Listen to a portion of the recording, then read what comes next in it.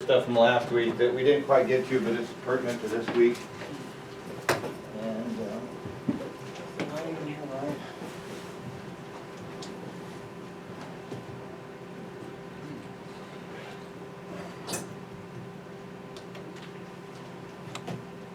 all right, yeah. So one thing I wanted to talk about, and this is a rant I always do the first class of the year, is people always ask me for help, and I think I told you guys this last semester, but since we're starting over and you can create a new project, whatever, but people always ask for help and they give me their code, and I'm like, all right, where do I look? And they're like, well, line 7350 in Maine. I'm like, really? So I just wanted to, it's kind of small here, you can't see it, but this is what, this is what Maine should look like. Just this, let's not clutter everything in Maine, we put in our game. But anyway, it should be nice and clean, I think, it's a good entry point. So anyway, I hate to see people having thousands and thousands of lines of code in Maine. You're kind of like starting off on a bad foot anyway. Probably some of you don't have that. Another thing I wanted to point out was, this should be the basic flow of our main. With we come in here, we start our engine up. If that succeeds, whoops, there's a typo there. How did I do that? Hold on, let me fix that. We're starting off on a bad foot.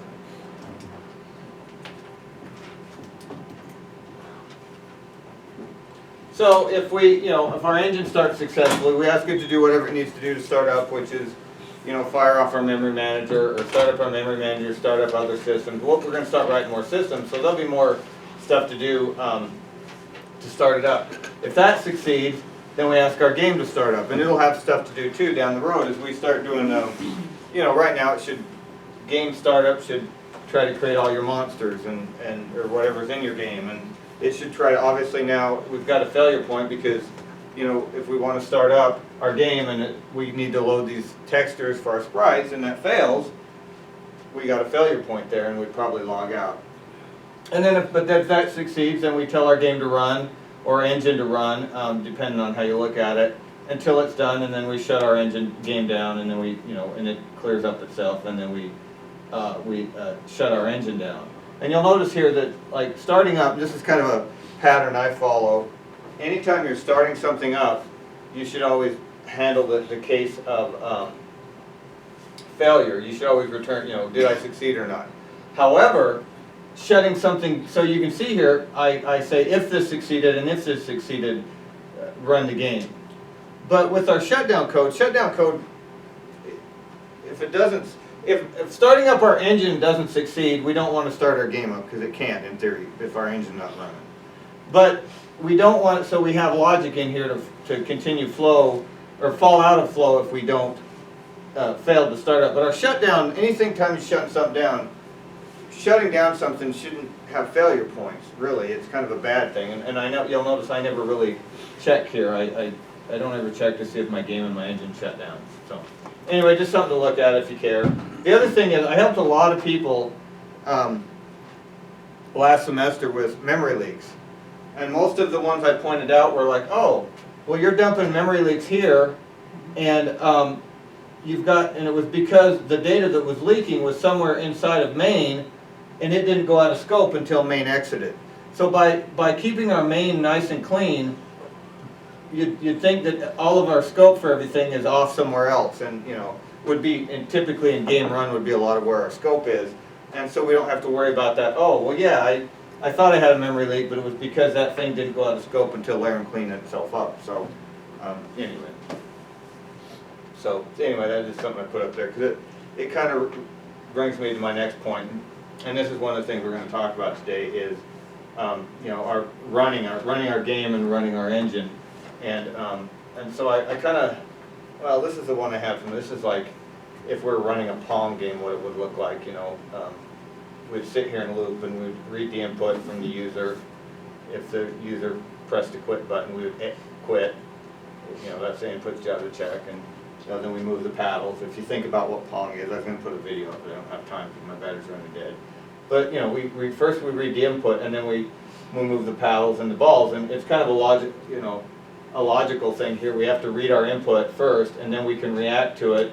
And we try to react to it by moving our paddle and ball, and then but we have to resolve that with colliding the ball with the paddle because we can't, interpenetrate, and then we have some logic here that says, oh, if we collide with the paddle and we hit the right side, then the left guy gets a score and we reset. If the ball impacted the left side of the screen, then the guy on the right scored, and then we reset the ball, and then eventually, we have to, it's kind of this pattern. We read input, we try to react to it, we double check that reaction, we do maybe some gameplay, and we finally draw the play field so the user can see it. And and then we just sit here and loop and do this forever until eventually someone hits the quit key and the input recognizes that, and then we quit. Anyway, I know it's kind of boring. I was going to put Pong, usually I have Pong up here to show it. But this is kind of more where what we kind of think is more generic terms when we want our game to run or our engine to run, is we first, we do the same thing. We read our input from our controllers, and then we check that. Now, once we've read any controller input, we can check for quit, and if so, we just exit. We exit out the loop, which allows us to exit out of the game. And then once we've got input, then we run our AI for our game. You guys have all got AI. And, when it tries to update players, and we'll update them based on primarily one of two things, either user input if it's a user control player, or or some AI you have. And this would be pretty much your AI run right now would be run through all your controllers and let them do their work. But once that's done, then we can't have two objects interpenetrate, so we have to try to update our positions, and then we have to check to make sure that actually works. And then once we've done that, and these two kind of work together, and we'll get down the road to that, how they actually work together, because you might try multiple times to run the AI, and then the collision says, no, you can't do that, you can't be there, there's a desk there. I know you said go forward, but there's a desk there, so stop. But then once we've done that, once we've resolved that, then we can tell the renderer to present whatever the game currently looks like.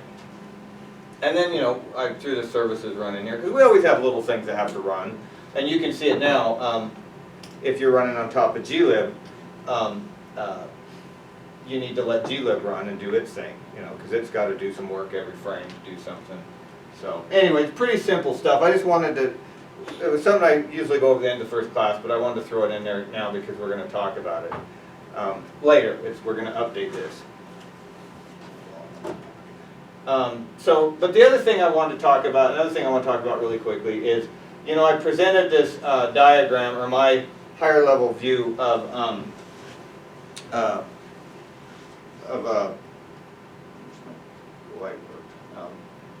my higher level view of an engine. We've got that graph or that chart that's in the book that's so small you can barely read it. But I said, well, let's, I kind of boiled it down to this.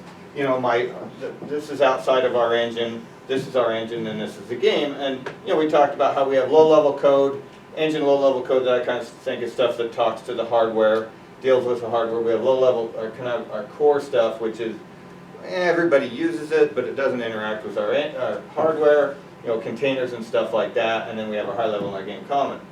And once we get up here, our game common is really, these are systems that really are that make our game. None of this stuff really down here. I mean, you need stuff like file I/O, memory management, debug logging, but they don't really make our game. So this is really where the non-game specific but gameplay code works. Stuff that helps us make our game. And so someone, I think you pointed out, or someone did that. Well, there's data, and I pointed out first, but we have not only do we have code, we have data, and so. As we work through some of this stuff, we're going to find that there's lots of, if you think about the chart that's in the book, there's like, I don't know how many, like 100 systems there. And there are a lot of systems that do things, that deal with things in our game that need to be manipulated.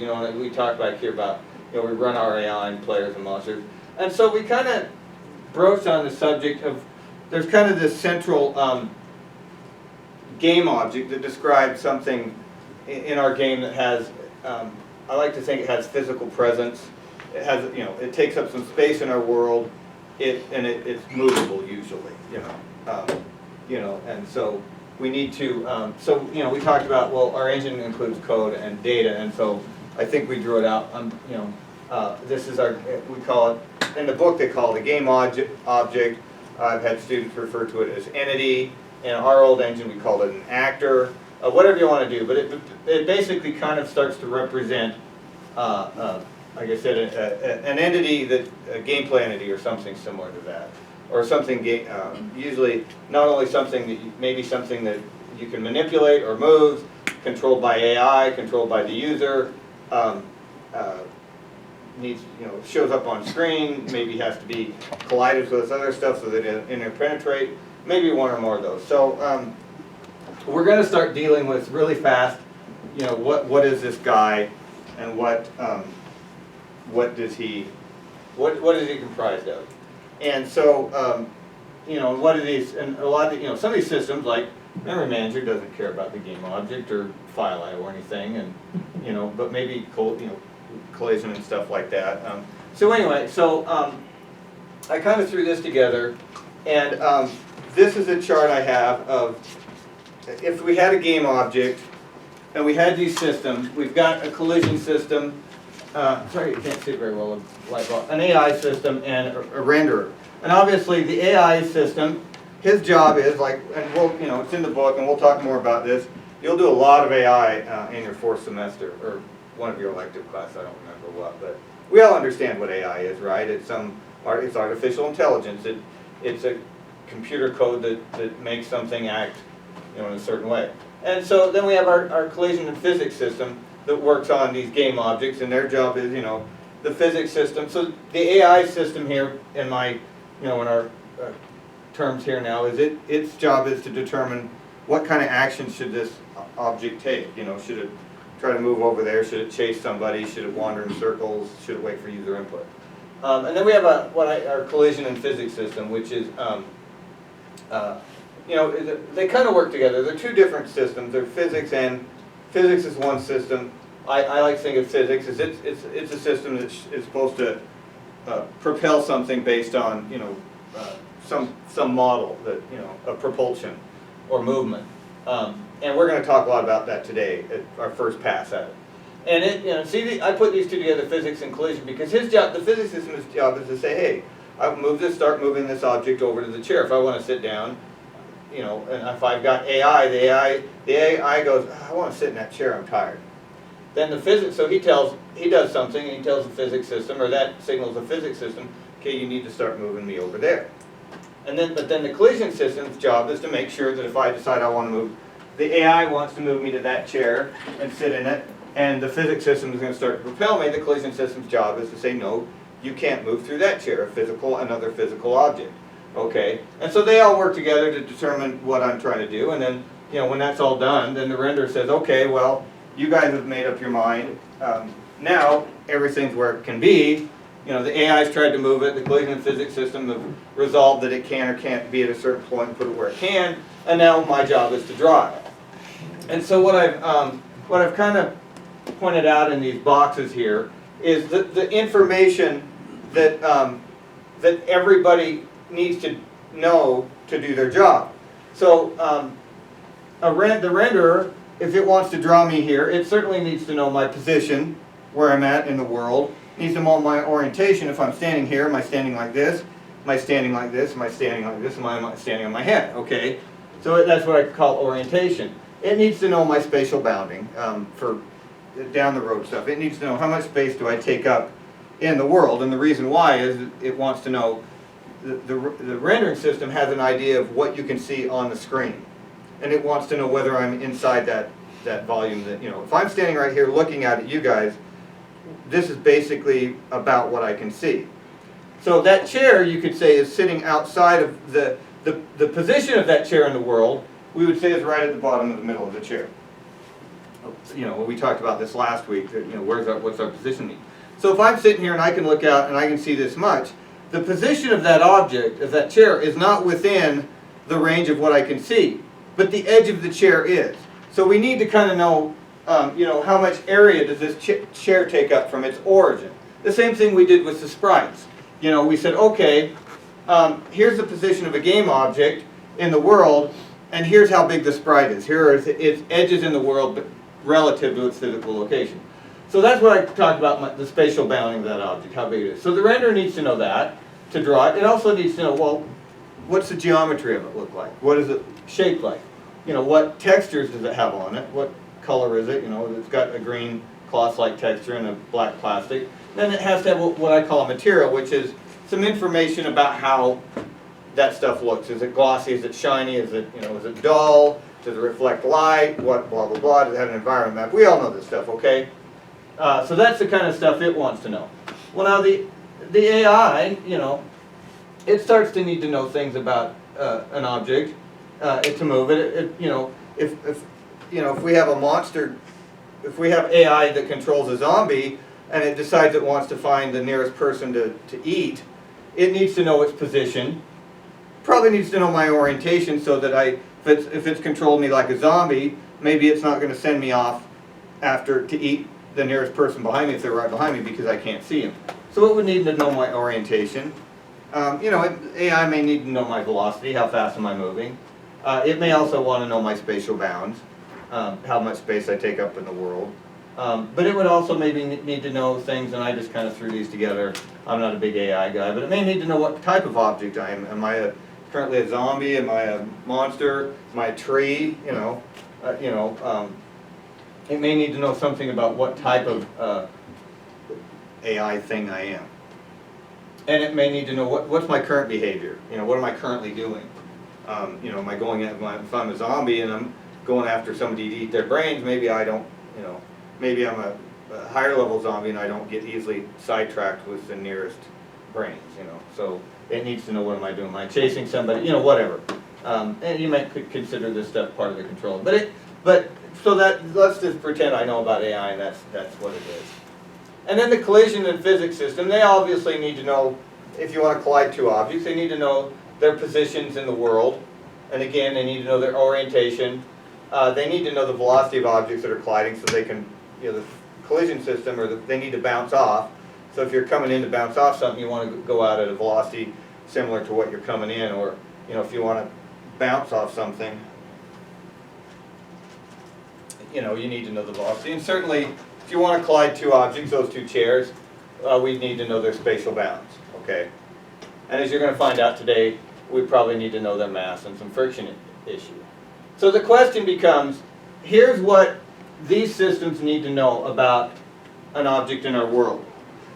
And so, what do we do? Do we, you know, what do we put in the game object here? So, so I started out by, you know, I'm going, okay, well, here's some things that are common to all of these systems. So that would certainly probably go in there, okay? To start out with, you know. But the question then becomes, what, you know, do I just start throwing in, oh, okay, well, we need mesh info. Do we need, you know, maybe the textures if we're going to render it, the material, the object type, blah, blah, blah, you know. You know, is that what we do? Is that how we do this? Is that what we do to put, is that our garbage pail of information? Or, you know, I see you're shaking your head, we don't? Okay, at least someone's responding. Okay, so this is the first big architectural problem, or one of the first big architectural problems you'll run into, is you're going to start to write systems, and they need to know things about the data that they're working with, but it may not be common to everybody. So, so then I'm like, okay, well, actually I skipped, I'm going to do that. We'll go to it later. Okay, so I should have done this differently. Anyway, so my other proposal was, you know, why don't we take all this common information and store it in the game object, and then everybody can, you know, each other object, like the renderer will have its own renderable object that stores the information it needs, and, you know, a pointer to the common information. And I kind of gave I took out some of the slides and I took out the good ones and left out the bad ones. So anyway, So this is the proposal I was supposed to get you guys to is, you know, here's my model, you know, here's how I might work it, you know, so that instead, you know, when we got all of this information we need, you know, take the common information and put it in a game object, and then every system creates their own, you know, stores their own information, and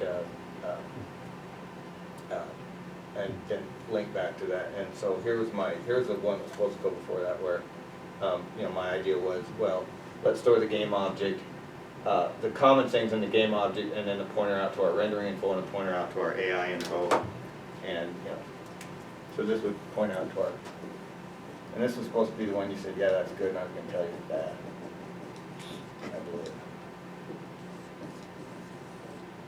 This is our AI. This is our collision info, which would also be the mass friction. So this was the model I was supposed to get you all guys to bite on, and my theory is I don't like this. You know, we build our C++, our whole object-oriented model is built on data encapsulation, privatization of data, and the big question is why should, you know, what I don't like about this is the game object starts to hold information about things that it doesn't need to. You know, why does the game object have to care about rendering info, AI info, and collision info? You know, what if an object isn't renderable? What if it doesn't need AI or that? You know, then of course we can store null pointers in here. But the whole idea, you know, is the one thing. So you could do this, and this is, you know, this is usually when I talk to students about this, and about all the other things. Then the first natural one they come up with is this, and like I said, the problem here is we want systems to be able to work as much as they can with blinders on, to only have to deal with what they care about, and this kind of starts to isolate the data. But the problem is, anytime we add a new system, we'd have to go back into the game object and you know, let's say we didn't have a collision system, and so our object looked like that, and then we add the collision system, we're like, oh, okay, now we got to go back to the game object and add a pointer to our collision data, or add the data itself. Whereas with a model like this, as if we added a new system, like,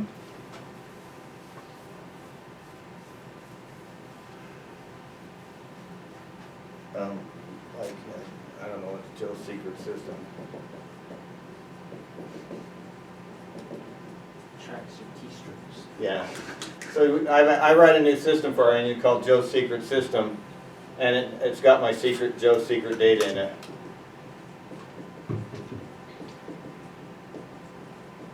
But then I also need the game object. I can create my system, and I can create my data, and I can point back at that object, and that object never knows that I had to do that. We don't have to go and change our central game object and bloat it with more data than we need to. Again, we normally go over this at the end of the first class, and it's a much better presentation, but I cut out some slides and blew my big reveal. So we're going to deal with that. You'll run into this right away. So anyway, here's the reasons why I don't like this is because I don't think this is the best answer, because it you know, the game object starts to become even. You know, we don't want to become a catch-all and put all of this data in here and make it bloat up, but it's still, this half solves the problem where we started bloating it with pointers to other system data, and you know, if those systems don't, if we have a game object that's not renderable, then we have to set this to null, but we're still storing data we don't need to, and you know, it kind of starts to break the encapsulation, the privatization model, and you know, and I just think the less each system has to know about the others, the better. And that's why, you know, I kind of bolt these two together, because they work together. So you can't really say, well, the physics and collision system can't know about should not know about each other. They really work hand in hand. So, any questions on that, Bad? Yeah. I was gonna say, what about having interfaces like iRenderable and has like get current mesh and those virtual pointers like that? So when you're creating a specific object you want in your game, like a ball, you make it a game object that is also renderable, because you might have game objects that aren't renderable, or you might have game objects that don't have AI because they're just static meshes that need to be rendered in the world in a certain location. So you're talking about creating a base type and then overriding it? Well, I'm saying... You're talking about inheritance? Yeah, using an inheritance. So you inherit from game object to get renderable? No, you inherit from game object to get game object info. Like, let's say you're going to create a tree class. So you do your tree inherits from game object, so it gets the ability to have game object information. And it inherits from, like, iRenderable, which provides methods for getting meshes off of it and that kind of thing. So we talked last, you can try that, and I put down here, everyone gets to make their own choices in architecture. So that's, you can do whatever you want. The problems I see there is anytime you start, inheritance costs overhead. You know, I guess we talked about last semester, virtual functions almost guarantee cache miss. You know, the two-step process to get in your virtual function table and then calling the virtual functions tend to cause cache misses.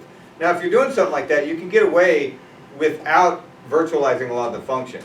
You know, you can have multiple inheritance from base classes and never have inheritance, you know, or virtual functions, excuse me. Yeah. So yeah, you could do something like that. I've shot myself in the foot enough doing inheritance and that you know, when we talked about it last semester is, you know, there's a reason why everybody says inheritance sucks, and there's a reason why some of the more modern language only lets you do one level of inheritance. So you can certainly try it. That's an idea, and that's, you know, not everybody in the world is just down on inheritance design, but I think that's what you're talking about, right?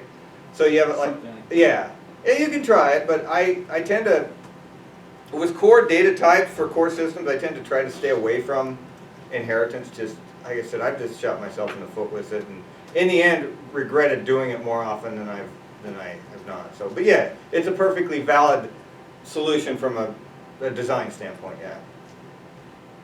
So if you work, maybe if your brain worked better with that kind of model in mind, it probably would work better for you. So if you've got ideas, certainly try them. That'd be great, because then you can try yours, and then you got my ideas, and you can look at them and go, well, you know, maybe yours would probably work better. And certainly that's the way, I think Unity still uses, there's still a kind of a component model. We haven't talked about component model. Shane talks about that in the third semester. So, every place I've ever worked that used a heavy component model have regretted that again, with component models, you got a ton of you got a big virtual interface that you have to implement. Each component implements, you know. So that is certainly one, like I said, valid way to do it. And you know, I think my problem is I came from the C background, and so I lean toward, there's a lot of features I liked when I learned C++, but I've always had more trouble with inheritance. Maybe if you know, that's all you've worked with, you're probably better at it than I am, certainly. So, any other questions? Okay. Anyway, you'll start to understand what I'm talking about here as we get through this and you do your next couple of classes. So we'll go on so we can get done before my battery runs dead. So today's topic, which we're actually going to talk about, is what I call running in real time with realistic movement. And so what I want to show you this really quick to get an idea. I got a video. I just wanted to, so this is I don't know how well it's going to come across here. So this is Forza Horizon 3, and so this is a game. This is what we make, is we make games. And you can see here, this is a pretty realistic game, except for the bad, I don't know where that compression is. Quantization. Yeah, it doesn't look that bad on my computer. You'd think it would go okay to the screen. Anyway, this looks real, right? It looks like the cars are racing. And so the point I want to get across is but this is a game, it's not real. And you know, our car here in the game, if we want this to feel real, our car is moving, you know, up between 100, I don't know if that's kilometers per hour, but let's say 100 miles an hour. Okay, which is about, about 150 feet per second, right? So what we expect, if we're playing this game, in order to feel like realism, the car there, we expect it to move like a real world car, which it's doing here, like I said, it's about 100 miles an hour, which is about 150 feet per second. So we expect in a second for that car to have traveled in its world what we visualize 100 feet, and the brain picks that out by how big trees are and that. And it certainly is doing that. It looks like a car moving, pretty fast. The thing here is, so in a second, we expect that car to move the equivalent of 150 feet. But we're breaking that up. This is a game that's drawn in frames, right? Every console does that. It draws a frame, and then it draws another frame, and that's what you guys are all familiar with.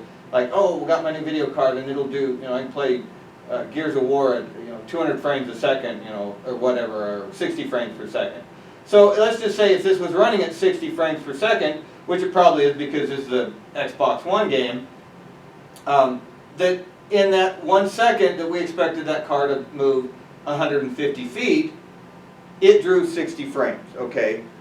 But if I tried to play that game on my laptop here that wasn't quite as powerful as a Xbox One, I might run at 30 frames a second, okay?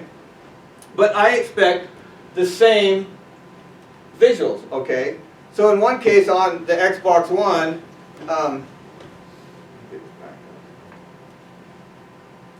my car in its game world moved, in that 1 second, it moved 150 feet in its world space. In one case I drew it 60, I saw 60 different frames. In another case the game did 30. And what happened there is, if we go clear back to here, what happened here is, in one case, the game ran its main loop 30 times on my laptop, and on the Xbox One, it ran this loop 60 times. But at the end, the visuals were the same. The AI, everybody had to run, we ran through AI collision and rendering 30 times. The object ended up at 150 feet from where it was. And in the next case, it only ran 30 times, but sure enough, that car still moved 50 feet. So what that tells me is each delta, each time this frame run, on my PC at a slower frame rate, the car moved farther in the world each time. Okay, so that's what we have to. So that's what we want to be able to do here. Is we want to be able to. We want to build our engine. We want to start building our engine, and the first thing we're going to do here is we're going to say, okay, well, we need to run. We talked about it last week. We're no longer our engine free runs. I think. So here, yeah. So basically, we need to update the location of some, maybe all of our objects within our game, based on the AI or user input. And we want our game to react to input, but not to wait on it. If I'm playing Forza and I put my controller down, the car slows down and will eventually come to a stop because I'm not driving it anymore. But the game doesn't wait. Oh, Joe's not hitting the controller. To stop everything. No, it continues to run. So we want our game to react to input, but not wait to input. And our assumption here is we want objects to act like they do in the real world. That's our. And there's a lot of games where things don't act like they do in the real world. So we're going to at least assume that for now. Okay. So again, here's that loop again that we're going to run 30 or 60 times. And we need this. To not, basically there's a certain amount of time, we start reading input, and we go down and we flow down to here, and we're in a while one loop, so then we come back up to here. And a certain amount of time has gone by. If that takes a long time, then we run at a slower frame rate, like 30 frames a second. If we're on a faster computer, can do all that work, the same amount of work faster, so we get back up here in 13 milliseconds instead of 33, okay? So we need to design a system here that, again, no matter how fast we can run this, the end output is constant with regard to time and our, the real world, our assumption. So, and I threw this in here last night. So what can affect the amount of time that it takes to run that? Can't we just assume, well, it takes about this long? Certainly I forgot to put in here the most obvious one, which is the CPU, how fast the CPU is. That's your big one. I can't believe I forgot that. But that will affect how fast this loop runs. There's a lot of other things that, Something may cause a new game object to be created in our world. An array needs to be resized, causing malloc or new. That can certainly change, affect how much time it takes for it to go through that one loop. A significant change in the number of collision checks needed. If you think about Forza, if you're driving along and nobody's around you, the game's probably smart enough to go, well, nobody's around him, I don't have to collide him with anybody. But then if I run into an area where there's a bunch of cars, then the collision system goes, oh, I got to do some work. And the same with, there may need to be a significant change in the number of objects that need to be rendered. I'm driving down a lonely road, and there's nobody, you saw there, he was driving down the main road, and then he suddenly jumped off into the trees and bushes, and there's all these trees and bushes now that the renderer has to try to render realistically. So there's a lot of stuff that can affect the amount of time, and certainly the big one is the CPU's execution speed. How fast can it execute instructions? So I've drawn this up. Each run of our engine will take a slightly different amount of time. So I've got my run in parentheses, which is really the inside of that loop. It's not the entire time of run, but it's the inside of the loop. So here's how much over time. I'm like, oh well, maybe the first we had some fast ones here, and then it slowed down, and then it sped up, or it took longer here, faster for the fifth run. Anyway, you get the point. And then of course it can vary depending on processor speed.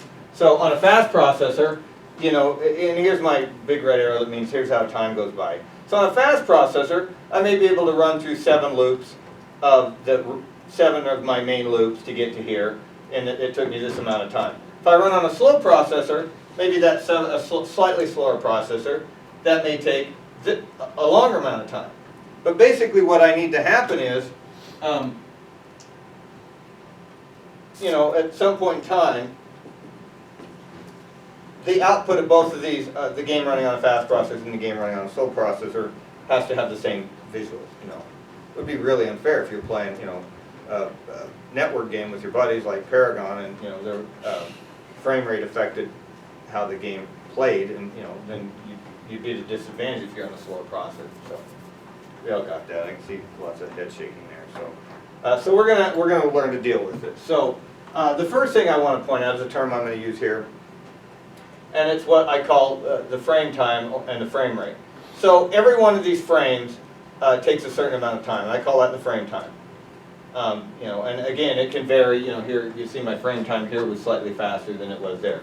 So and down the road we're going to measure that so we know how long it took. All right. And then each and then if we average these over an interval, like say if I take 1 second, so if I over a period of time I take 1 over the average of all my frame times here, it gives me the frame rate, how fast and that's what everybody really cares about. 30 frames a second, 60 frames per second.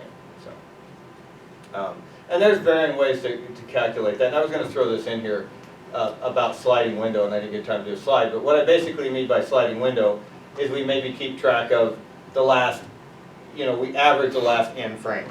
So if we're on frame, let's say 7, we average the frame time of 4 through 7. If we're on 8, then we can average it, because we have to do it at some point. We can't just take 1 over this frame time and say, oh, here we're running at 60 frames a second, here we're running at 42.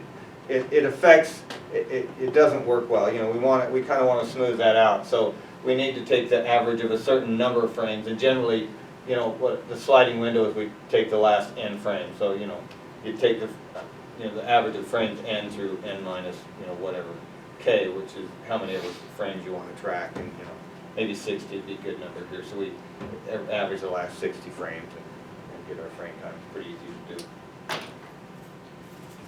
Just some background information to keep you awake. So yeah, so basically that's what we want to do. Is we want I threw this in here, so this is irrelevant. Well, not really irrelevant to today's topic, but we want to target a frame rate. I threw this in. If we want our game to run at say 60 frames per second, our main loop can take no longer than 16 milliseconds on average. And we don't want any one frame to take any extra long, say twice our target, so or we'll see hitching. If you have one, no matter what we do, if we have a big variance in our frame time, it's going to affect things. You get this hitching. You've all seen it, right? things hit. Never heard it called pitching before. That's what we called it in the old days, I guess. So the point I wanted to get to here, and this is kind of future looking, is what we can't do in this loop here, inside this loop, and in any of the functions that they call, we can't run any code that will take an inordinate amount of time, or block, or wait for something. We can't certainly put code in there that waits on the user to press a key. We can't wait, we can't have network calls in there because network calls actually have to go out over the network and back. They take time. We can't make any calls that actually do file I/O because, if you think 16 milliseconds, you're certainly not going to go out and open a file and read the contents of a file in 16 milliseconds. So we certainly can't have code inside that gets fired inside this loop that loads in textures for our sprites. So if we had a game where you're like, oh, I got monsters and player, and when two monsters run into each other, they create a new baby monster. I can't be going, okay, somewhere in here when it detects that, create a new baby monster and go load its texture, because that would take way too long. So we have to, and so those are, we can't do anything. And this is why, one of the reasons why we push work on other threads. They don't get in our way. We can, and you'll see this down the road. We're going to write threaded file I/O, and so that we can, when we need a file, we just tell this other thread, you load that file and you tell me when you've got it done, and I'm going to go back to running my main loop so our game looks nice and silky smooth. And that other thread can wait until the file I/O is done. So anyway, and yeah. So ideally, we don't want any variances in frame rate or frame time or frame rate to affect the perceived position or velocities of objects in our game, and that's what I've been beating at. That car in there, you never saw anything on screen that said what the frame time was or the frame rate, but it was perceived that it was moving at the right rate, and as our eyes and our brains understand physics. So, yeah. So let's assume we want realistic. Again, there are games out there where you may not want, you may not want realistic physics. You may have a super bouncy ball game where you want the ball to bounce into space or something, or you want guys to move ultra fast. But we can get that actually through, if we develop this model correctly, we can tweak numbers, use the same system and tweak the numbers and get what we want. And there are games out there where you just want, if you're doing a match 3 game or something like that, or Tetris, you might, you don't want realistic motion. In Tetris, the things skipped or something, they didn't fall smoothly, I don't remember. Anyway, well in Tetris I remember they fell slow and then you could hit the button and they fell fast, so. Yeah. Anyway, so how do we do this? And this is part of the presentation where I have to apologize because I'm not a physics major, but I'm gonna try to get you through this and do a little hand waving in parts that are too deep to explain and stuff. So, oops. So we all remember this equation, right? To figure out the position of an object based on, and this is based on its initial position, its initial velocity, and some acceleration. And you might think, well, let's do that. I could say, we can't really, when we place an object into the world, record its initial velocity and its position, and then down the road ask where its position is based on this equation. Say, oh, 1 second's gone by. Where is this car at? We can't do that for several reasons. One is the acceleration may not be constant. This assumes constant acceleration. If it's in our Forza game, we bounce off rocks and stuff, so this doesn't take it into account. So this just doesn't work. But we want the same results. This is what, in theory, if you shoot a cannonball into the air, using this equation, you can use this equation to accurately predict where it's going to be at some point in time. Sure, well, drag, we'll see, everything, drag and gravity get taken into acceleration because acceleration is force over mass, which we can sum for. Anyway, but this is what we want, but we can't do it just like that. And you can say, well, can't we just take, to find the frame time of frame 2, can't we just take the position at 1, the velocity at 1, acceleration during the frame, and that still, it just doesn't quite work. So we need to find a better way to do that. So anyway, this is what I've tried to get to here, is what we do at some point, and I did this at the start, but it could be anywhere, we place an object into the world. So we know its initial starting state. We know here's where it is, at the start of its life. and then but now we want to know where it is, because at the end of, remember, the thing we're going to do at the end of every frame is we're going to draw it.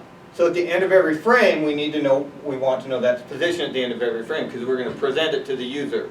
And you know, for this case, this much time has gone by in the user's world, so we need to make sure that that the object's moved relative, you know, that amount, whatever it should have moved in that amount of time. So that down the road at the very end, after 1 second, if that car's moving at 150 feet per second, it's gone 150 feet, okay? All right. So, so here's some basic physics. We all remember this. You know, the relationship between force and mass and acceleration. I lost my acceleration. You know, like I said before, we can calculate acceleration by placing forces on an object, you know, and if we know its mass.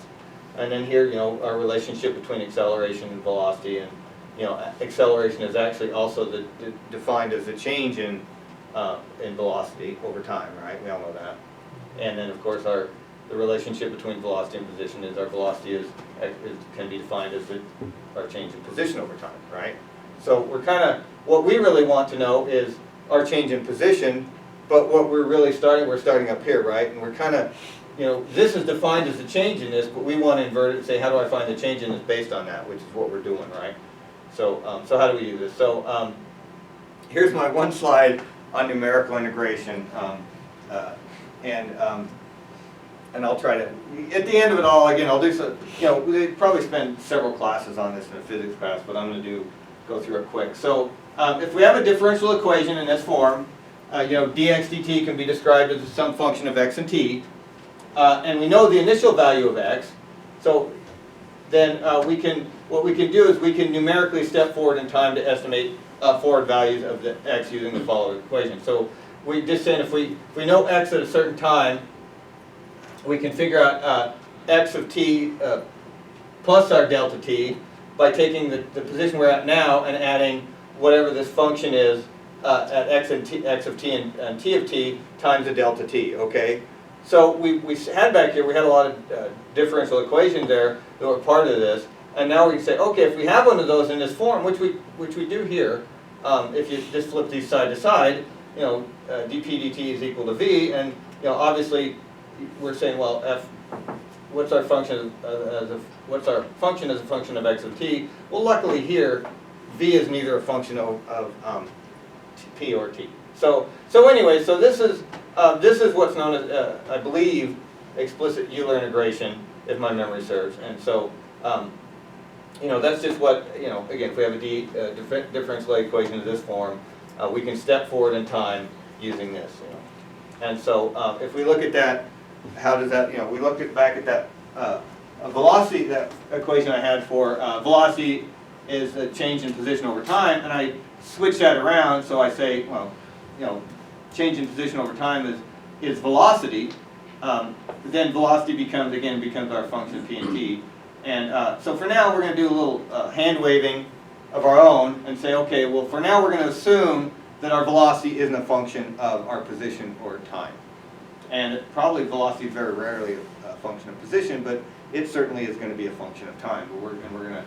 But you know, again, we had to do some numerical integration is an approximation. You know, ideally, if we have a differential equation and we want to solve it, you know, we integrate, but we can't be integrating in our game really. So anyway, so now so yeah, so if we we would need to know our velocity, but if we until we get to there, so our numerical integration equation for an object's position then just becomes our position at t equals t plus 1 is our position at t plus our velocity times delta t, which is the time between t and t plus 1.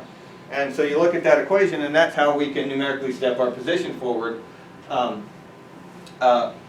over time based on velocity. And you know, most of you are probably looking back on, that's what I was going to do anyway. You know, that looks like kind of probably what you did, right, in your last semester 1, but you left dt. There was no dt; it was a constant. It was 1. So we updated our position based on our velocity every frame. So that's what we did.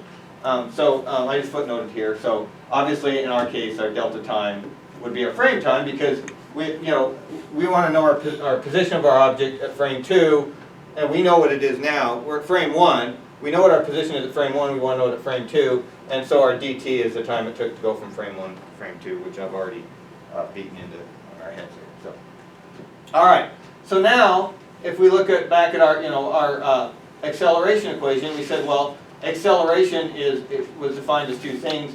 It's our force over mass, and it's also the change in velocity with respect to time. So, again, we do the same thing here. We flip our sides of our equation. We say, okay, dv dt is acceleration. Look at our numerical integration form.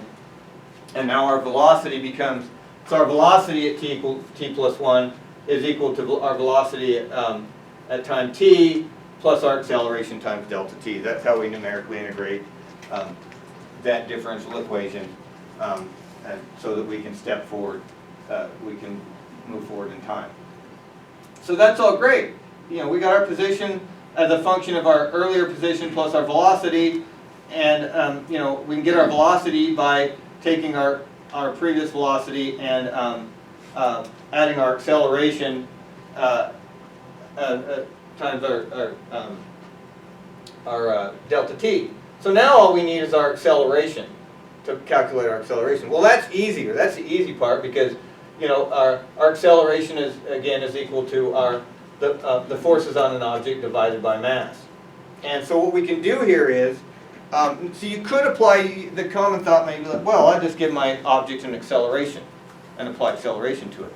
But we really don't want to do that. We can do that, but we really don't want to do that. What a better solution is because our acceleration can be calculated as the force over mass. And if you remember, forces can be combined.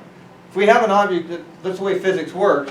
If we have a bunch of forces working on an object, I think I got this in here. Where did I put it? Oh, No, it was on this side. Was it? Yeah, I remember reading it. Yeah, but I had an equal graph. Okay, Which is well nice anyway. because we must have pulled it out. Yeah, okay, so anyway. So we can calculate the acceleration if we know the forces on an object and the mass of an object. So what we want to do here then is, in order to have a single input and our output of our position, is we just apply force to our objects, okay? So now what we can do, and I know I'm going kind of quick, but now let's say I've written just a sample physics update for an object. So I've got a game object that I want to update, and if I pass in the forces I want applied to that object, or the force, and the change in time, the dt, then I can calculate the acceleration based on force over mass, okay? So I calculate the acceleration, then using my numerical integration, my velocity is equal to its current velocity plus the acceleration times delta time, okay? So now I can numerically integrate its velocity as a function of acceleration. And the same with position. So I can update its position is equal to its current position plus its velocity times delta time, okay? So that's all we need as inputs really, is we need the mass of an object and we need its current position and velocity, but then all we need is some force to apply to it and the time since the last time we've done this. And we, in theory, should get nice, actual really Newtonian physics. So that works, and we're going to see how well it works. But one thing here is, with my quick pass through and my hand waving, an object has a current. The current position is a function of its velocity in delta time, and its current velocity is a function of the acceleration in time. So the problem is, do we update the position first or the velocity first? So during that time step, do we just update the velocity and then use that to update the position?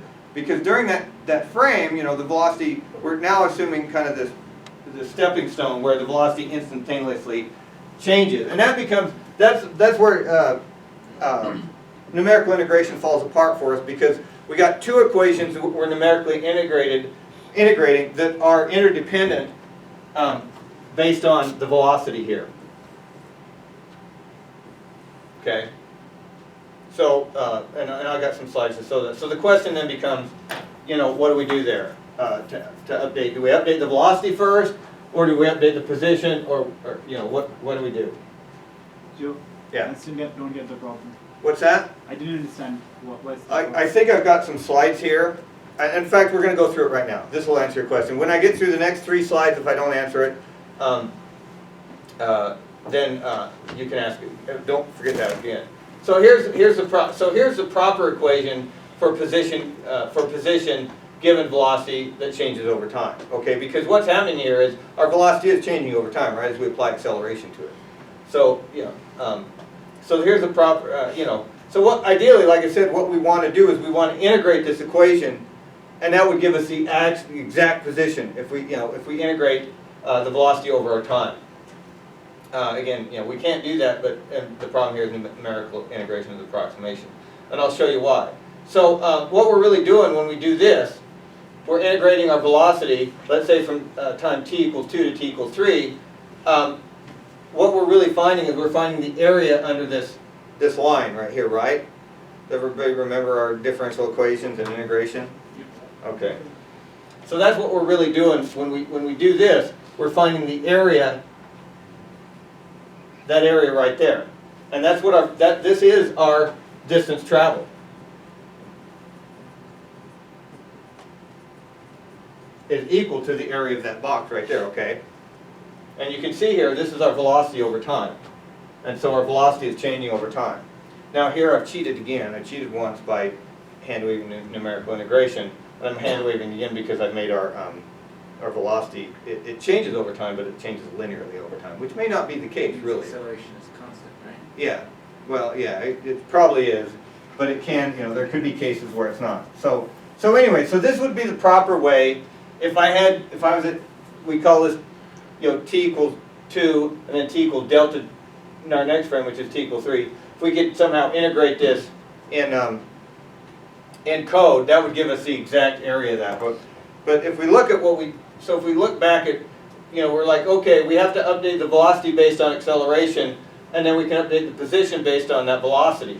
They're interdependent. So what happens here is, if we update the position before the velocity, so if we say, okay, our new position is equal to our current position plus our velocity times delta time, what we're doing here is we're calculating this area, okay? Now what have we done there?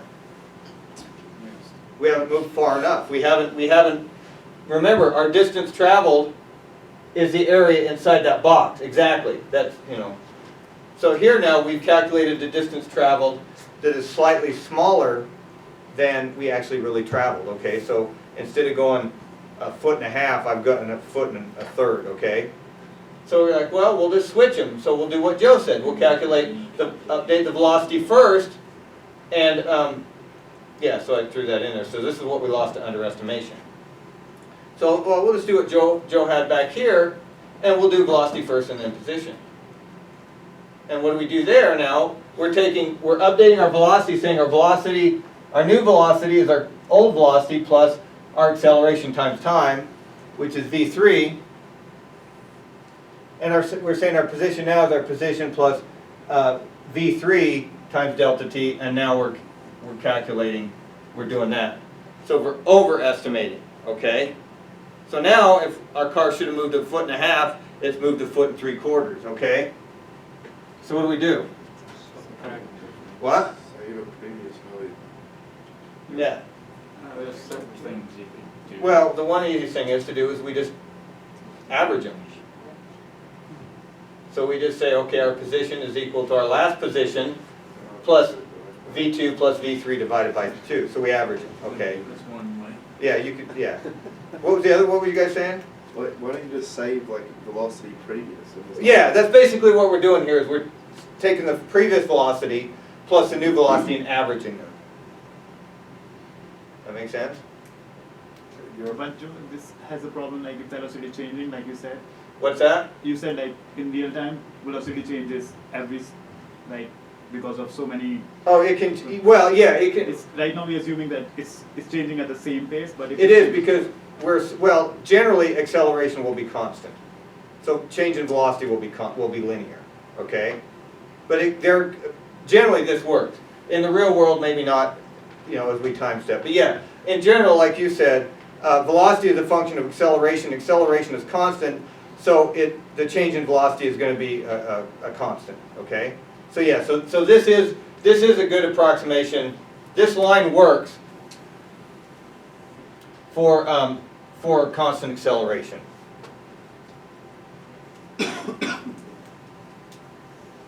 Over a time step. Yeah. Yes, over a time step. The Yes, only you're right. important part is that it's constant over the time step. Yeah, If it and changes it- over the time step, then you're gonna have some problems. Exactly right. But we really can't change acceleration over our time step because, well, we're updating our forces every time step. So yeah. Okay. So yeah. So we're down to one last assumption, which is, sorry I'm rushing through this because I'm worried about my battery running out. We've made a lot of assumptions and we backed them down now to one assumption, which is constant acceleration over our time frame, over our time step, right? But that's okay if our game runs fast enough at 60 frames a second, assuming constant acceleration for a 16 millisecond is pretty good. You know, I mean, you drive a car, how many times per second can you change the acceleration of it? You know, but it would. You know, you think about it, if you push down on the gas pedal, acceleration is going to change over time. But for if we're running at a fast enough frame rate, well, we get towards where, you know, things will be okay. So anyway, if we can assume constant acceleration over our time step, from here to here, and we take, like you said, keep track of the old velocity, v2, calculate our new velocity, v3, and then just average them,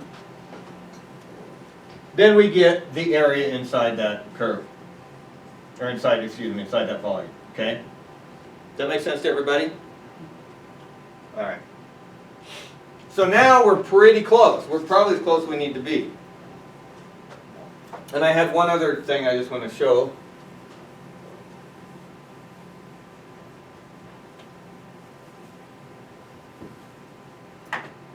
It's for more proof. So if we have our, here's our equation. We said, okay, this is what we would really like to use. But we're using numerical integration. And so let's assume we have an initial position of 0. We're at 0, 0, 0, whatever. We have an initial velocity of 0. And we have a constant acceleration of 10 meters per second. Okay, and we want to know what is our final position after 10 seconds. So if I plug all those numbers into our actual equation, we get our position after 10 seconds is 500 meters we've traveled, okay? If I use numerical integration with delta t equals 1, and I just did the iteration down here, so our initial position is 0, initial velocity is 0. After one step, our position doesn't change because our velocity was 0. We said position is equal to position plus velocity times delta time. But now we update our velocity to 10 because you know, delta v equals v1 equals v0 plus delta t times acceleration. Our acceleration was 10 meters per second and our time was 1 second. So then velocity goes to 10 and so on and so on and so on. And when we finally get to t10, our position now is at 450, okay? So we're 50 meters short of where we really should have been, okay? So, and I did this is using this equation but flipped, doing velocity last. I didn't do that. But if you were to go back, and use the averaging method, you would get, you know, if you went back and used this, you would get 500 exactly. Okay. But we certainly, you know, we don't want our game after 1 second your car to be 50 feet from, or 50 meters from where it should be, right? That'd suck. I mean, how far, you know, you sit down and play a game for hours, you know, maybe at a time, or 30 minutes, or you know, whatever. And after 10 seconds, your car's already way out of position, you know. So anyway, so yeah, so that's one thing we can do. So I didn't want to go through all these explanations. So we can do this. So if we take our physics update that looks like this, an update mechanism that looks like this, and instead of doing it like this, we use this equation, we'll get pretty good results, okay? And again, our delta t, because those equations take into account delta t, our delta t can vary over time, okay? So you just have to, all we need to do is say, okay, well, what's delta t? We just got to calculate a delta t every step, okay? And we can do this every frame. We can call update, use that equation, and we should get something that looks pretty fairly realistic. So that's what you're going to do. Okay, so I threw these in here just if you guys want to, just as some kind of bonus material if you want. There's another method called Verlet, and I don't even want to begin to try to explain it to you because that would be like another class. But this is the Verlet method for numerical integration that works well with velocities. And so what they do is, and I was trying to get the whole math on a page or two, but it just didn't work. But what they do is they store the previous position. So they store the two previous positions. So they want, and I think this falls out of this here. If you're fed position back into, or if you created a function for velocity, a function for velocity as a function of position, and fed that back into, into here, you basically get what is Verlet. So what they do is, if they're currently at n and they want to step forward to n plus 1, they take 2 times the position at n minus the position before it. So they're calculating the velocity on the fly, basically, is what they're doing. And then they're adding in acceleration times delta t, okay? And that's a Verlet method for numerical integration of velocity, or of position. And so it uses only the previous position and acceleration. Doesn't maintain or calculate velocity, which can be a problem because in some situations, like in your collision system, that you may need to know the velocity of an object, okay? And again, instead of storing velocity, it stores the previous position. So you've got the current position and the previous position, and you're calculating the next position. So this is just for physics system in computers? Yeah. I don't know what else. They're very popular in games. And then the other one that's very popular is called RK4. And again, if you want to, if you're really into this stuff and you want to move farther than just understanding Euler integration, this is the equation for Verlet. You can plug it in; it probably works. But you can look up Runge-Kata. I was going to ask about doing that. You can do it if you want. It's, No, I mean using multiple evaluations between your time set marker. So like, it took you 1/10 of a second to do something. Well, what if we calculate it for a quarter of a tenth of a second over and over, and then use those to come up with better results? converge. That's the way we used to do it with Euler. Your time step may be a 16th of a second. You break that down into smaller time steps and do them one at a time, and you can get better results. Anyway, if you want to look it up, I just threw one slide in here. It's called RK4. It uses multiple evaluations between your current time and our current time and our previous time. And it's probably overkill for rigid bodies, which is what we're working with. We have rigid bodies. If you're doing some kind of constraint system, like a real world, IK on a body, I think this is what they use. And again, it's just something to research if you have more interest. I don't care. I think most of it, I think this here works fine. Okay. Jordan, the slide you said 450 meter and 500 meter. Yeah. Which one is correct? 450 500. 500. 500 came from our actual equation that we learned in physics class. Okay. Using numerical integration, we got 450, which is wrong. Using using it, updating our velocity and our position and our velocity. And this is just trying to show that they're interdependent. They're interdependent, but we're updating them independently. Okay. And so you get errors. Okay. So you can look up Verlet. That is the equation for Verlet if you want to try it out. Again, instead of having a velocity in your game object, you would just store the previous position. It gives you a little better results, I think. Well, actually, I don't think it gives you much better results than this, because I think they're basically the same form or different forms of the same equation. You try. Yeah, so which method is best? I did some research on this for last year's class, and there are more variants of numerical integration than I can count. You know, I couldn't even get commonality in the names of them, you know, so, and again, I'm not a physics guy. Our Disney engine we actually use Relay. We didn't do that complex of physics, but our physics guy likes Relay. And I don't know if you guys are familiar with Havoc Physics or anything even uses it anymore, but last I heard they were still using a version of Euler. And the midpoint method, which is the one I showed you on the slide, is probably more than adequate in most situations. And it's not much more of a time cost. It's an add before an add and divide. So anyway. Any questions so far? I know I'm kind of flying through this, but any questions at all? Most of you just take my second to last slide or whatever it was and copy it, right? From my time. Well, it's really all there. It's not that hard. It's just kind of understanding it. The important thing is to realize that we have to update based on a delta time, and that's how we do it. So one thing I want to talk about is if we do this, you know, so we say acceleration is a function of force and mass, you know, and it's constant. So if we apply, you know, ideally what I'm going to do is if the user presses up, or W, when they press it down, I'm going to start to apply a force to my object, okay? And then when they let up on the key, then I let go of the force. And the nice thing is, if you know, when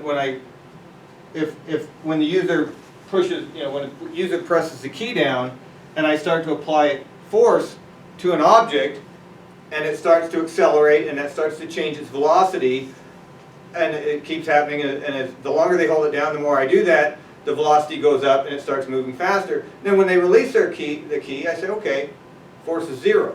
But there's still some velocity on that object, right? So it'll continue to move. But the problem is, what do objects do if you're applying a force to them and let go of it? Quit applying the force. Keep going. Well, they do, but they tend to decelerate unless they're in space, right? So there's drag, there's other forces on that object. So if we just say, okay, our acceleration is force over mass, and then we keep doing this over time, and we continue and let's say that the user just presses forward and holds the key down, and we're running at, you know, 60 frames a second. We do this 60 times a second. We say velocity is equal to velocity plus acceleration times time. What happens to our velocity? Goes up and up and up and up and up and up until it loops over and you're suddenly really negative. Yeah. So yeah, we can't have that. So and that doesn't normally happen with objects. You know, if you push, if you start pushing something or applying force to it, eventually it hits what a terminal velocity. Velocity can't go any higher than. And so what we need to do is we need to, besides acceleration to their combination of forces over mass, we need to apply drag, something to slow that object down. Okay. And drag is as a force.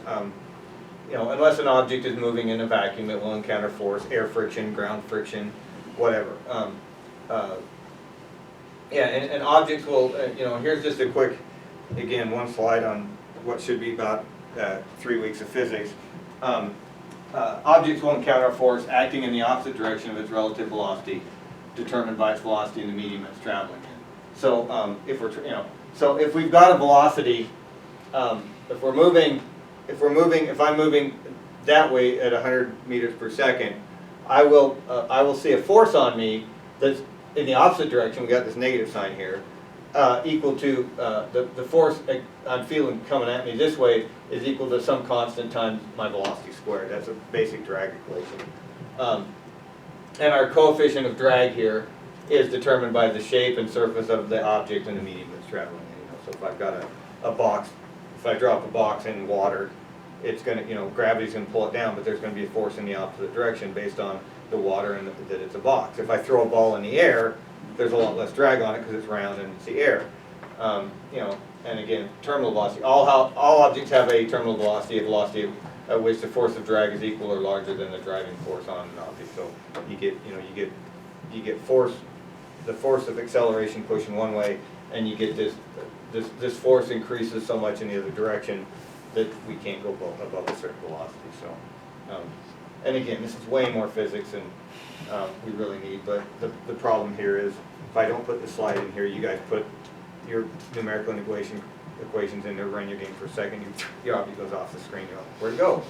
Like, well, your velocity quickly went to like 1,000 meters per second, and it's off the screen by about 100 times. So anyway, so you're going to have to. That's something you'll have to do. Is if you want it to not blow up. And again, Couldn't we also just put an artificial cap on velocity? you can. The thing there is, I actually get to the next slide. Is I actually like this because the nice thing is we can just sum all the forces on it, and then So what we can do here. Yeah, you can do, and you probably ought to have a stop gap in there that says, back here in this equation, that says if velocity is greater than some velocity, clamp it.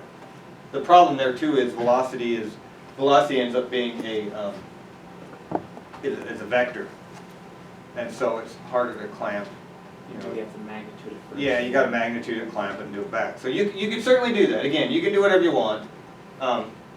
Anyway, but so the nice thing here is we can sum all our forces. And so here, if I have an object, and this is my driving force I'm applying to it based on user input. The user is saying go forward object, and then I have gravity on it, and at some previous time it was moving in that direction. I don't know why. So let's say its velocity is our velocity is independent of the acceleration. We can have an object moving in that direction and apply acceleration. And so what I've got here is, so I've got a driving force trying to push the object this way. I've got gravity trying to pull it down, and it's already got a velocity in that direction. For some reason it was moving in that direction. So that creates that drag in the opposite direction of the velocity. And again, what's that? Free body diagram. Yeah. So our combined final sum force is actually, this is the force we would want to apply to our object, and that's what we would use to calculate acceleration. Okay. Makes sense? And I drew it, so the thing here is I drew all of these equal in size, but gravity might be a lot less than your driving force. So it would be maybe a little bit of down, or anyway, you just get the idea. So when the car stops after some time, like car cannot go more velocity after some velocity because of its engine and all that stuff. Yeah. So that's included in drag force. It should be. So what you'll need to do is you'll need to figure out for each object, we talk about this a little bit later, but you need to figure out what a good K is for you. And you can actually, I think, look them up. I think there might be, or I just tweak numbers until you get it where you want it. Usually they involve like the area of the cross section. Yeah, if you look on Wikipedia, there's plenty of stuff that nobody here will understand, because it's my whole rant on Wikipedia, because I don't know why it's only the math section of Wikipedia, but the really smart math geeks get on there and use big words to describe everything. Like, you could look up addition, and the first sentence you wouldn't even understand, Quantization of blah, blah, I'm like, I just hate it, because I'm like, can't you do it? Isn't Wikipedia supposed to be for the normal person? Why do you have to, explain everything in these complex terms? But see, they have the little simple English language. Yeah, option. yeah. That actually removes all the big words. Yeah, it does. I've never seen that. I should try that. But yeah, because I'm not a physics guy, so when I get ready for this class, I go look on Wikipedia and I'm like, why do you do this to me? So anyway, so you're gonna have to start playing around with these, and just to get it where you want it. It's kind of fun. It's frustrating because the equations are really simple, but getting it all working together just I always get a student go, I did all this and it's not drawing. Why is it not drawing? I'm like, well, because it started the frame 1 at 0, 0, and after 5 frames it's at 1,000,000,2. So it's off in space, and so but I got a way that I got something that'll help you there. So anyway, happens every time. Any other questions? Well, here's what we really need. Again, for our game object, we need K, which is our coefficient of drag. I call it dragginess. And now we're going to have to add a mass to whatever our game object. Every object has to have a mass, so we can know how much acceleration and force. Zero. What's that? Don't set it to Yeah. 0. Yeah, so a lot of people start out with 1. and it, you know, things blow up quickly, you know, I don't know, you know. And then we need to be able to do forces, you know, so we'll probably have a driving force, probably, you know, generated based on user input, and we may have gravity.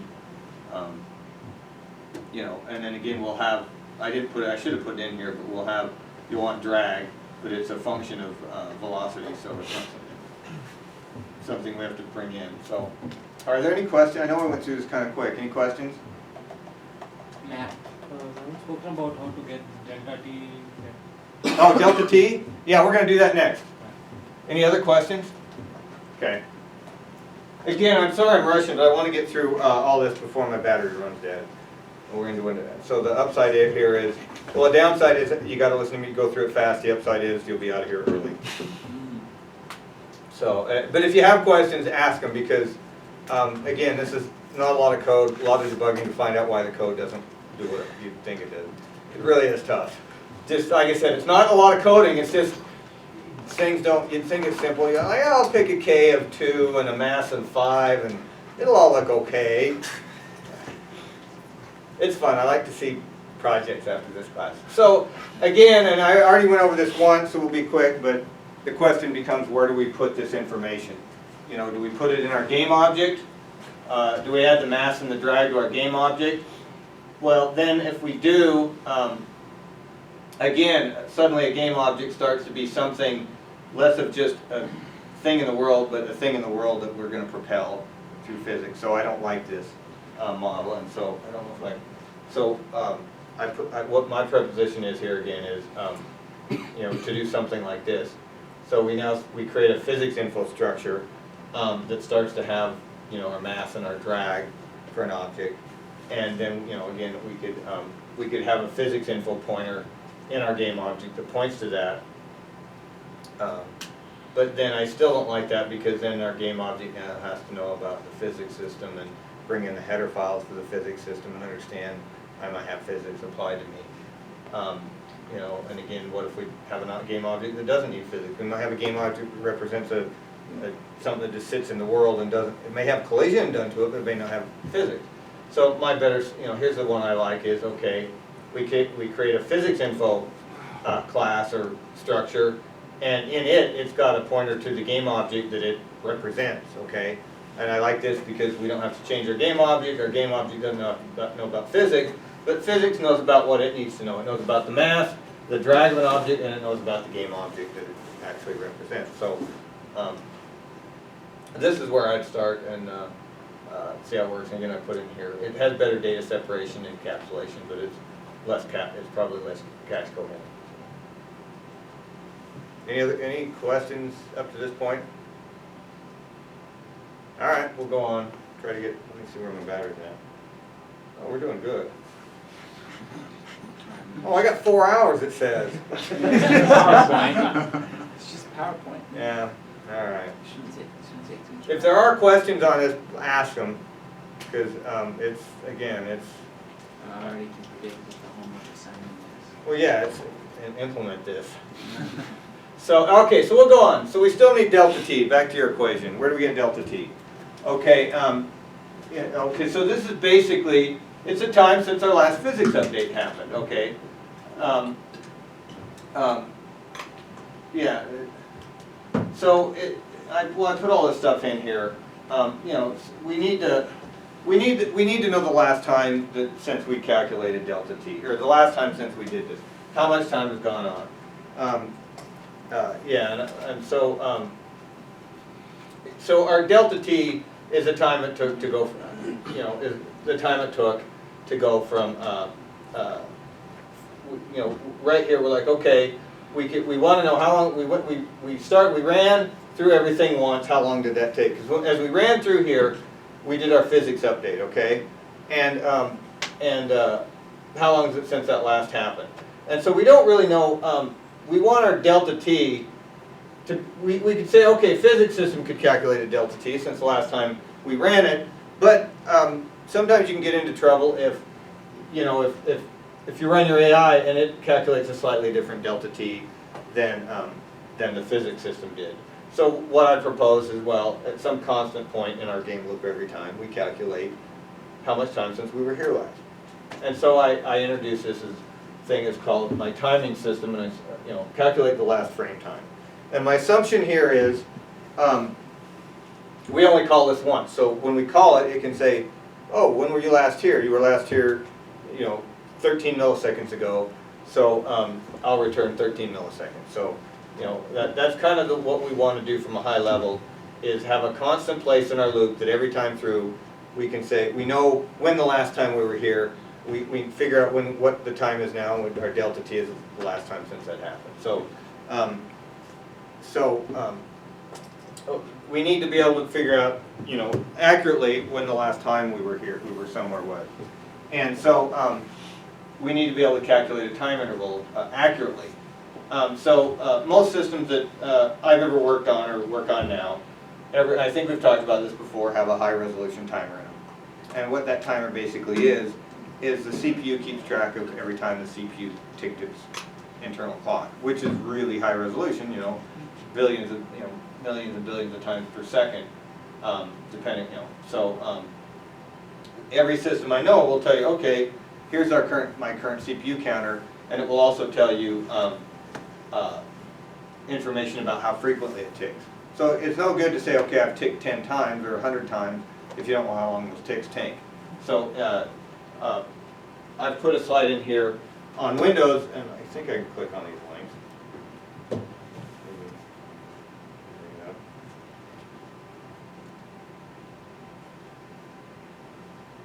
So yeah, I can throw these up here really quick. So on Windows, there's a function you can call called query performance counting, and it's pretty large. You pass in the address of what they call a large integer, and it will fill it in with the tick counter. Okay, 1, 2, 12, a billion, whatever. Okay, pretty easy to use. One thing you'll notice here, we talked about last semester, this is all Windows stuff. So we need to isolate this in in platform-specific code, like we talked about. And I got some sample code in here, I think, that'll show it to you. And then there's an associated function that goes with it. I'm still worried that the battery thing's non-linear, and it tells me 4 hours, and then I look back again, and it says 1. So. And then it's also got a function you can query that tells you the frequency. How fast do I tick? So you can take if you know the number of ticks, and it'll tell you how many. This frequency, I think, is in counts per second. Okay, so this you pass in a large integer, and it'll return you a value, and it says this is how many times I tick per second. Okay, so you can query the previous one, get the tick counter, and it'll say, oh, the tick counter is 100. So what we do is, and I've got code in here that'll do this. I'll show you anyway. Go back here.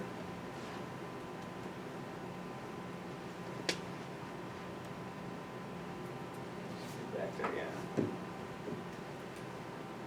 So one thing I want to put in here that's important for your assignment. And I used to not tell anybody these two parts, but it was mean, and so I did. But since the counter is derived from the CPU clock, it's a number of ticks the times the CPU is ticked. When you break in your game in the debugger, the CPU counter continues to tick. So if you break into your game and sit there for 20 seconds, and then continue your game in the debugger, you're going to get a huge count as far as difference between your last check. So, yeah, and then the other thing I did here is we need the counter and we need the frequency, but we only need to get the frequency once because it doesn't change. The counter will change every tick, but the frequency is constant over run. So I just put, it's kind of some pseudocode I put in here. So basically what I'm doing is I want to calculate my last frame time. So I get the counter, I ask and this is my wrapper around the Windows stuff. I says, hey, give me the current tick counter. And I have this, this last frame start tick. So what I want to do is I go through time. And you remember I had my runs.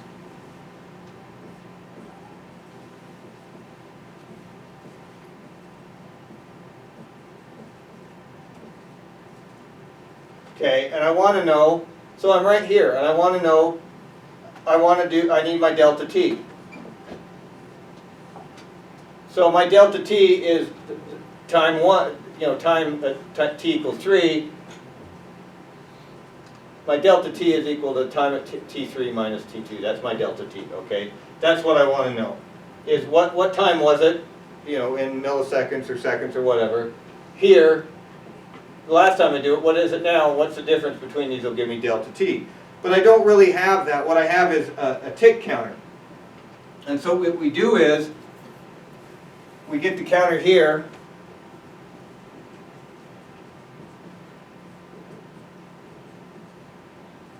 We get, those are 3 and 2. I was going to do a slide for this and I forgot.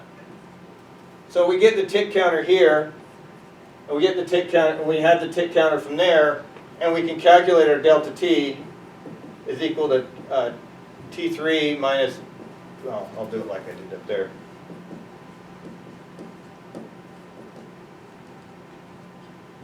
So that gives me the number of ticks that have gone by in that time, but I don't know how much time that is. Well, we use that frequency counter, and we say, okay, our delta t is equal to the number of ticks that went by from here to here, divided by our frequency. And if you think about it, these are in ticks. Our units here are ticks. And on Windows, getting the frequency tells us in ticks per second. So then if we divide that by ticks per second, we get delta t in seconds, okay? That makes sense? Well, used to doing unit stuff, okay. So that's basically, so here's my little pseudocode. So what I do is, I want to know the last frame time. So I want to know this here. So I get the current counter, which gives me the number of ticks here. And then I want to subtract this number here, but I've got a special condition, which is my start, okay? So if I'm at my frame 1, I may not have had a chance, wherever I'm at, my first time, I may not have had a chance to get my previous tick counter.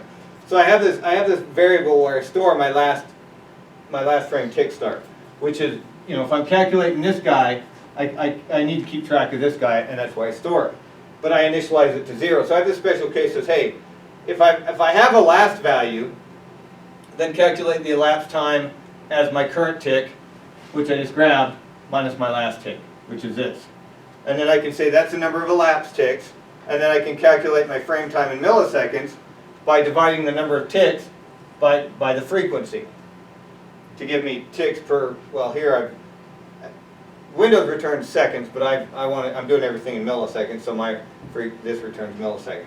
So I could do that. It says, okay, I've got my elapsed ticks is the one I just grabbed minus the previous one divided by the frequency, but I have this special case where if my last frame start tick was 0, which means I have never done this before, so I'd have some, if I took the current tick, which could be 1 billion, minus 0 and divided by the frequency, that would give me a frame time of a really long time. So I want to take it that, which, even though if I only did that once on the first frame, applying, asking my physics system to run with a frame time of 500 seconds or an hour and a half, everything's going to blow up. So what I do is, if I have a valid start tick, a non-zero one, I do my actual calculation. If not, I just set it equal to 13 milliseconds, or about what would be about a 60th frame. So I have my my special case. So now I've calculated my last frame time in milliseconds, and I'm sorry you can't see that because of the resolution. So now I've calculated it. Now what I need to do is I'm going to return that, but then I store off my last frame start tick, my current one, the one I just grabbed. I store that off as the last one, so that the next time through I know what it is. So the next time I come through and do it, I have it. Okay. So that's basically what I'm doing to calculate my delta t back here.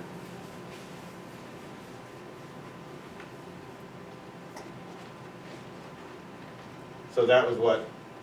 That's what I'm doing right there, and every time through. Yeah.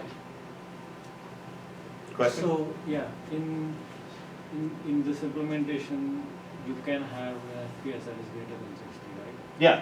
Based on your CPU. Yeah. Do you know how certain games cap their frames per second? So a lot of them will do it with a wait. They'll just come down here and say wait until, if it only took me 5 milliseconds to get down here, but I want to run to a certain frame rate, wait out that time. Others, monitors have what they call a vertical sync, which is a kind of a marker that they've got to the bottom of the screen. And a lot of graphic libraries will allow you to tell them to wait until that vertical sync has happened, and so they'll do that. But most of them just do it through a timer. It's just a wait, simpler way. Yeah, because you can, the thing is like with graphics, the higher the frame rate is better, but I think with a lot of networking stuff, like sometimes if one player's computer is running at a really high frame rate and another one is lower, the bullet accuracy is better at a higher frame rate, and we'll talk about that later down in the semester. So most of the time they come up here and say, oh, I calculate delta T. If it was faster than 60 frames a second, wait for a little bit. Does that answer your question? Yeah. Sorry, I can't see the slide. Any other questions? That's right. So when we turn into debug mode, clock tick will stop. When you break in debug mode, because it's an actual counter inside your CPU, it keeps ticking. Yeah. So when we move into debug mode, will not pose any problem there? Oh, it will, because if you break in the debugger and sit there for 4 seconds and then continue, your next delta T will be 4 seconds. So we cannot debug it. You can. So here's the slide. This is where I was mean. I used to put this up here, and I watched people do that, and they got frustrated because they couldn't debug. I couldn't believe it. So what I do here is, and I threw this in here, is I have this. This is my. I've kind of thrown out a lot of the other code. So let's say somewhere else I've calculated my last frame time in milliseconds. That happened at some other point. But I have this function called get the last frame time. And what I have is I say, okay, here's my desired, what my desired frames per second is.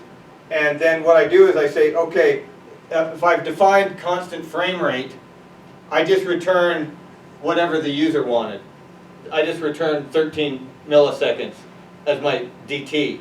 And if I have and if I can do clamp frame rate, that returns whatever the max, what I want it to max. So what you can do is if you put code in there like this, when you're in your debug build, you just you just define constant frame rate, and no matter what your actual CPU counter is calculating, it just returns whatever you want, which would be, right here I've desired 60 frames per second, so I'm returning a frame time of, 13 milliseconds or whatever.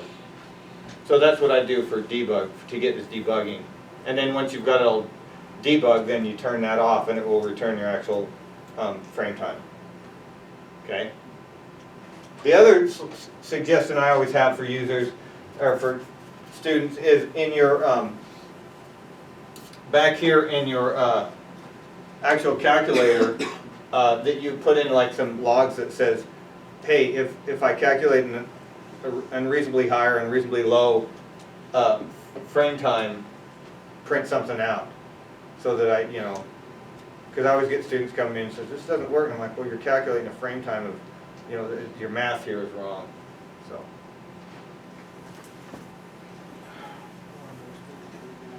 Any other questions? Okay, the last thing I want to put up here is units. Be mindful of your units when you're doing that math. They all have to match. If your velocity is in, if you're doing everything in meters, your acceleration will have to be in meters per second, which your forces will have to be in. Well, your acceleration will have to be in meters per second squared. So just make sure your units are right. What are my position in meters, feet, whatever. What about my velocity, my frame time? Well, if I want it in meters per second, I better not return the frame time in milliseconds. Okay? Okay, good? So that was what I kind of blasted through it because I was worried about the battery. Anybody? Yeah, it's only like 8 o'clock, 7:40. So, Yeah. So, in some, okay, not, I don't know what middle, but there are like Unity has different update methods, fixed update, normal update and late update, and they have like use physics. If you want to do physics stuff, do it in the fixed update one. If you want to do UI stuff, do it in the late update one. Do you have an idea on how they figure out the call stack on those things? Like So are they doing it based on time or based on where they're at in the frame loop? Yeah, I think fixed update is steady, so it's each update takes place at a certain amount of time. That's always the same between each update. How do they do that if one frame goes long? Probably by running it on a thread, on a core by itself or something. So Yeah, that- but then you get contention between. Yeah, I don't know how they do it. Normally what a lot of them do, so I've seen like systems that say, I want to be updated at the beginning, the middle, at the end of the frame. And I've seen ones that want, like we have an Unreal. Yeah, fixed update is for best. In Unreal we have a high frequency update, or one that's every frame, and then we have a lower frequency tick you can hook onto that's not every frame. But I don't know how you would do it at constant if you're, you could, I guess you can't exactly be constant. So they don't say it's constant, they just say it's more reliable. Okay, more reliable, yeah. That's what they Yeah. mention in the So basically that stuff, what they're doing there is they're giving you an update system where you don't care about DT. You're assuming that the update happens every so often. And the stuff you would really want to do with that more constant update is things that aren't time critical. Like if you just want to, check to see if you need to, like in our game, a lot of our games, we've done, as you walk around on the ground, you'll puff up particles based on where you're at. If you're on grass, you might do some little piece of grass. If you're on dirt, it puts up dirt puff. And so we constantly have to check to see what's under you to see what kind of particles we should put up. Well, that's not time critical. So, and doesn't have to happen every frame.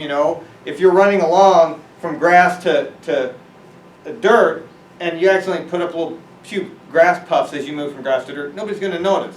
So you do a low frequency check. You don't need to waste time every frame saying, do I need to update, where am I standing on or stuff. So there's things that don't have to happen every frame.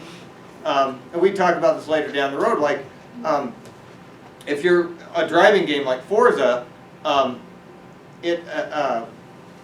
you have environment maps on the car that reflect what's around you. And those environment maps are very expensive to create. So you may not want to do them every frame.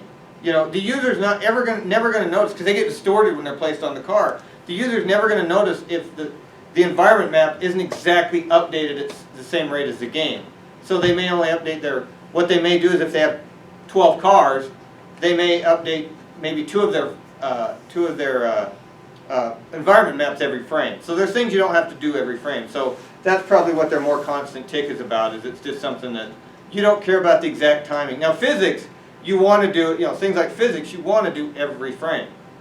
So you do that, And here what we're doing is, we're putting it in our main loop. Well, you can't really do, like in Unity and Unreal, you can't just go in and modify the main loop. For one, you'd never find it. It's probably like 1,000 lines long. So what they give you is they give you an interface for saying, I need a high frequency tick, which would be your every frame, or you're like, oh, I'm lazy, I don't care. So that's the way they do it. So what we're doing here is we're hooking right into we're going to go into our main loop and say, do this thing I need to do, AI or whatever. Whereas with the engine, they say, you derive from, well, with Unreal, you derive from a tickable object, and then you get a tick every frame or whatever. So implementing the low frequency ones, is it as simple as I just keep a count of how many frames have passed and then execute the function, or is it a little more complicated than that? Well, you could do that. You could say, the problem is if you said, okay, the slow guys, the non-critical stuff, only need to be updated every 5th frame or something. Every 5th frame you could call all of their updates, but the problem there is then every 5th frame you're doing a lot more work.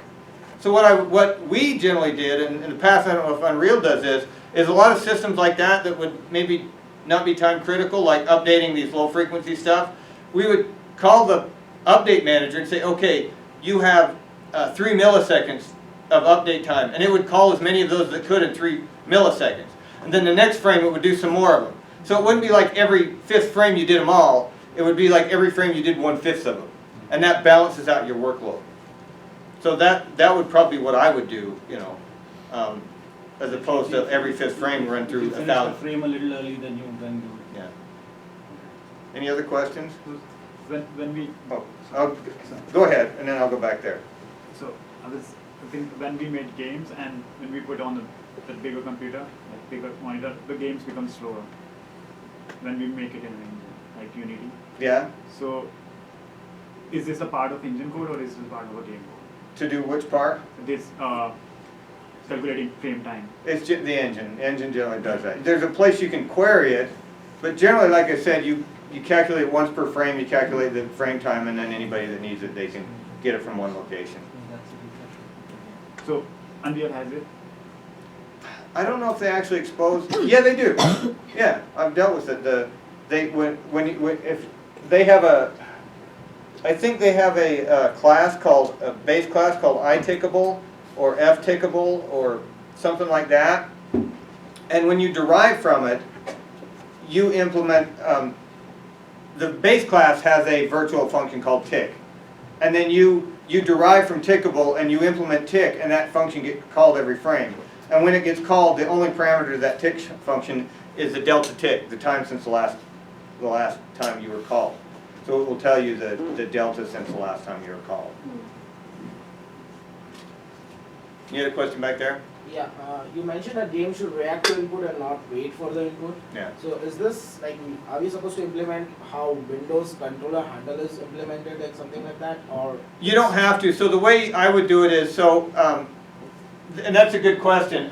If you look at the glib sample, there's a callback function that you can implement, that you pass into glib that you say, hey, call me anytime a key is pressed. And so what'll happen there is, you don't really need to read input. Just anytime you get a callback from that function, react to what the, if a key's pressed, start applying force to something. If the key's released, because you get down and up. So if the key's pressed, say, oh, okay, A is pressed, move left, apply force to move the guy left. If the A key goes up, stop doing that. Turn the force off. So yeah, so that's what I mean by that. I think it'd be good to keep like a state object and then just have your callback update the state. Yeah, you can do that. I keep the state of the keys internal, so if you want to do it, yeah, either way. You do? Yeah, because mine tells you whether they've gone down or up. I swear I had a state check in there. You can look at it. But yeah, that's basically what I mean. So yeah, so that's what I mean is you don't want to. And when I talked way back here about input read, what this does is this looks at the keys and say, are any keys down or any keys up? And if they're down and they weren't, that means they've transitioned. Or if they're up and they weren't, that means they've transitioned. So it doesn't really wait for any input, it just looks at the input and updates its internal state table. And then you can feed off of that. I don't think you have a public function for accessing a state table. No, I don't. Yeah. It's just, you get it, You have the callback. yeah. Any other questions? All right, well, we're done then. So this will be your assignment, will be to implement an update for your game objects based on numerical integration. And, yeah. Sorry we kind of rushed it, but I was worried about, I'd really got through it fast and not have it die, so. How's everybody doing on their current assignment? It's all done? Okay. All right, well, anyway, I apologize for not having my laptop battery and for rushing through that. The slides, I'll put the slides on the Slack channel tonight, so you'll have to look through. And we do have the video. Hey, that's what you do. When you post the video, just play it slow. Play it at half speed. Yeah, it'll be like a normal lecture. Take 4 hours.